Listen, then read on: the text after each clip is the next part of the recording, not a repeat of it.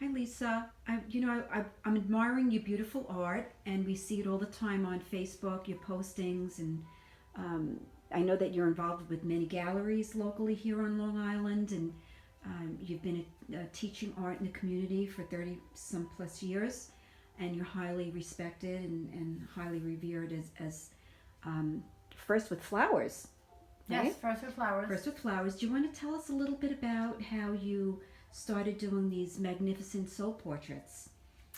These are my soul portraits. I am a master watercolor artist, and I also do oils and acrylics and pen and ink.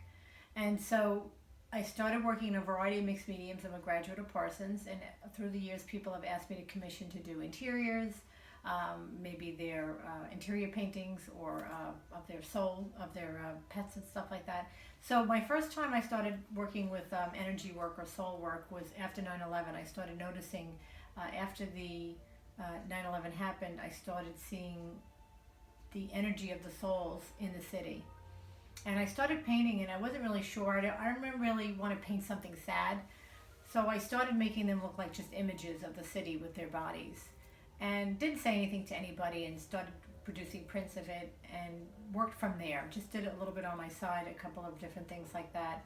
And then not until, I don't know, even know, about 8 years ago, um, a very talented medium in Long Island, Sandy Granada, started noticing the artwork and said, I like that artwork. And then I said, do you know what it is? And then she said, yes. And then that's when I realized that I was starting to see people's energy of their souls. And she encouraged me tremendously to get involved. Then I started seeing images around people. Mm-hmm. And this is how it evolved. These are soul portraits. I have two different sizes I work in, and basically what it is I'm painting the energy of the person. I'm painting the gifts that are not seen to the naked eye. It's such a personal thing that through my years of being a designer and working with people's interiors, I've been able to use the gifts that I've had with people of learning how to get them to open up and explain to me about their working space and sleeping space. Now this is their interior space, their emotional, physical, and spiritual self I'm able to see beyond just the naked eye. And it's different than going to a therapist and talking about how you feel. This is felt on an internal level.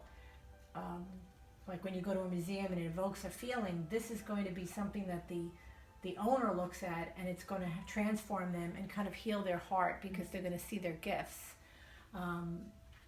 Here she's getting touched by an angel. She has a tremendous gift with working with children, and she has a tremendous amount of love, this particular person. And every time she looks at the piece of art, she'll become more in touch with that feeling. It also has a lot of the purples, not necessarily that she's a purple person, but that's the energy of what the essence of her. She has a lot of healing qualities in her, and those are her eyes. A lot of people like the eyes in that portrait because it really goes into the soul. Mm-hmm. This particular artist, this particular person, I've created the art. She has a lot of orbs. And even when I photographed her for the session, you sit down with me for about an hour, we do a meditation, and even in her session, she had a lot of orbs all around her, and she's just sitting next to me. I don't have an orb next to me, but she does. Mm-hmm. And that's what kept coming up. And she has more than one angel that's with her. She's got Michael, the dolphins, the energy of the dolphins. And her soul is almost angelic, where she has unconditional love for others. And she's able to do healing and assist in the healing of the waters when she witnesses all these orbs and lights that she witnesses through her camera in her life, and it just shows that she's the keeper of that. Mm-hmm. And this portrait here is a little larger. It's also three-dimensional. It has the healing qualities of the crystals on it, so it's sort of like an energetic painting. It really has its own life in itself.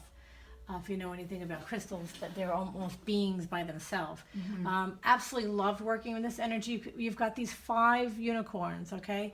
Since a little girl, this particular person said they've always had unicorns in their life. I'm not knowing this. I'm just seeing this around them, so it really resonated with her. But just having them, painting them in the studio, they were so much fun. They have a lot of great energy. They're playful, and that maybe evokes that in her.